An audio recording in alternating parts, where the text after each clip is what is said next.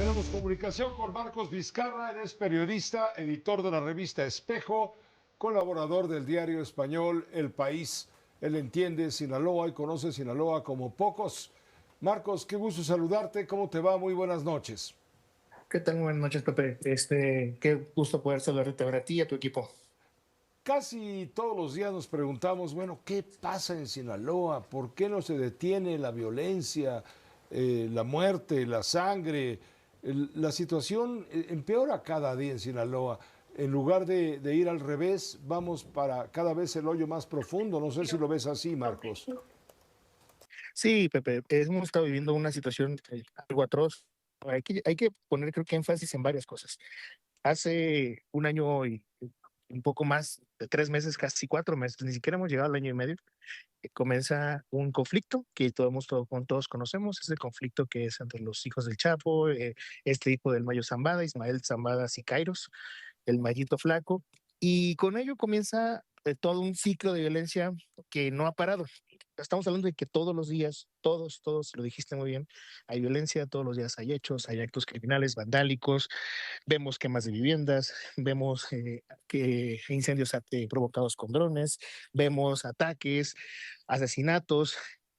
Han asesinado a más de 80 niñas, niños y adolescentes en todo durante solamente este periodo. Han asesinado a más de 130 mujeres en todo este periodo. Han asesinado alrededor de 80 elementos de la policía, del ejército, de la Guardia Nacional en todo este periodo. Y se ha colocado, solamente el 2025 se colocó como uno de los años más atroces en la historia de Sinaloa. Y lo digo porque hay dos cosas que tenemos que tomar en cuenta. La primera son los asesinatos, que estamos hablando que son solamente el año pasado, estamos dando un poco más de 1,600 asesinatos, pero las desapariciones, solo el año pasado, llegaron a ser más de 2,200 desapariciones. Fue un año histórico, si lo viéramos así, tristemente histórico, si lo vemos de esa manera. Juntamos con todo este periodo de lo que ha durado esta guerra, de lo que llamamos la guerra, estamos entonces hablando de que prácticamente eh, casi 4,000 desapariciones, casi 3,000 asesinatos y sin contar las casas, los negocios incendiados. Ayer, jornada muy violenta, una jornada donde te disparan a dos diputados locales de Movimiento Ciudadano, uno de ellos es Sergio Torres Félix, exalcalde de Culiacán, y uno de los pretensos más importantes que tiene el Estado rumbo a la gubernatura en 2027. Es uno de los quizás 3 o 4 personajes que han estado brillando en los últimos meses. Ahora bien, por un lado Sergio Torres Félix, pero junto con él venía Eli Montoya, una diputada local con una trayectoria interesante, una mujer que se ha posicionado varias veces en el Congreso y que se ha posicionado como parte de esta oposición, de la poca oposición que tiene Morena en el Congreso local. Estos casos son relevantes, pero también hay que sumar a que en esos últimos días se dio a conocer una denuncia sobre la desaparición de personas de mineras de un grupo minero de Besla Silver que se encuentra hacia el sur del estado, en el municipio de Concordia. Se trataba primero, no, si la denuncia iba o giraba sobre que al menos 12 a 14 personas habrían estado privadas de su libertad. La Fiscalía General del Estado nos ha confirmado que se trata de por lo menos 10 personas.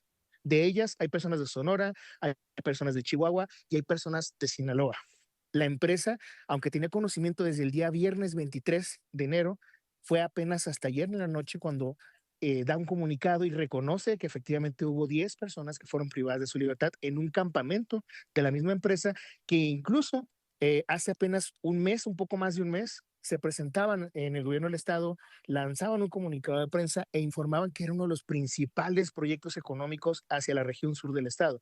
Una mina dedicada a la plata, a la extracción de plata, y que tiene, de acuerdo con el proyecto, una duración de por lo menos 10 años para la extracción.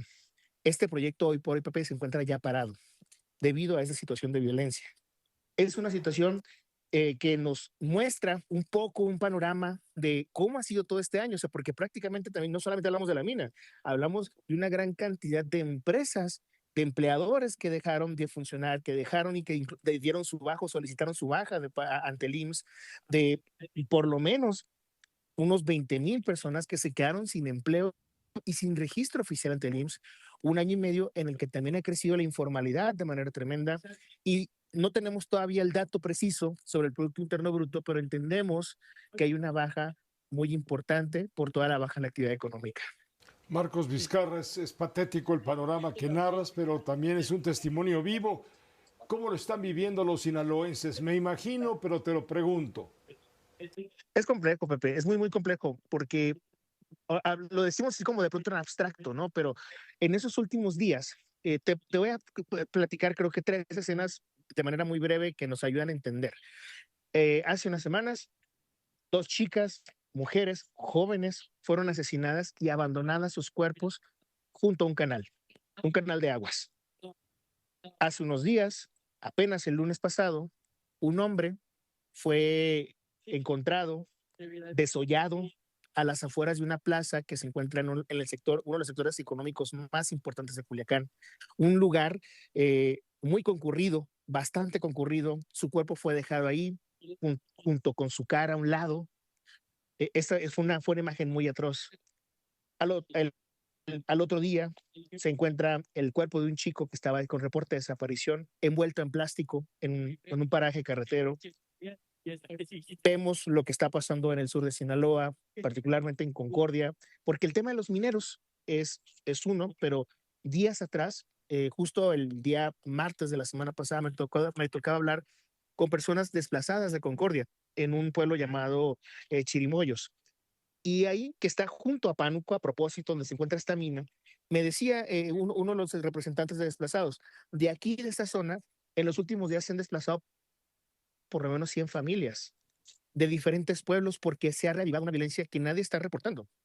Y con ello, Pepe, termino diciendo, estamos reportando mucho lo que podemos ver y alcanzar, pero la mayoría de la violencia está ocurriendo en zonas silenciadas, donde no estamos alcanzando a los periodistas, donde los activistas no están tampoco por esos temas de violencia, porque algunos han sido desplazados, y eso está ocurriendo todos los días.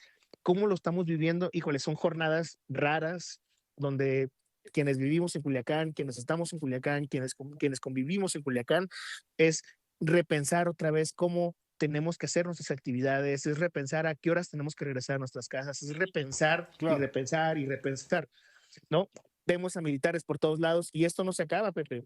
Hoy se da el anuncio de más de 1,000 militares que llegan, otros a Culiacán y Mazatlán, pero la verdad es que no sabemos, parece un bucle, ¿no? Cada vez mandan más y más y más militares y esto no para. Y esto se mantiene. Marcos Hay Vizcarra, más de 8 vehículos que son robados, asesinados y desaparecidos. Es una cosa horrible. Marcos Vizcarra, te agradezco muchísimo el habernos transmitido esta vivencia en tu calidad de periodista, editor de la revista Espejo, colaborador del diario español El País y con la emoción, por supuesto, detrás de tu profesionalismo para entender justamente la dimensión de lo que se está viviendo por allá, en aquella parte de nuestro país. Que te vaya muy bien, estaremos en contacto, Marcos. Gracias, Pepe, hasta luego a ti y a tu equipo. Hasta luego, gracias, Marcos Vizcarra, periodista. Vamos.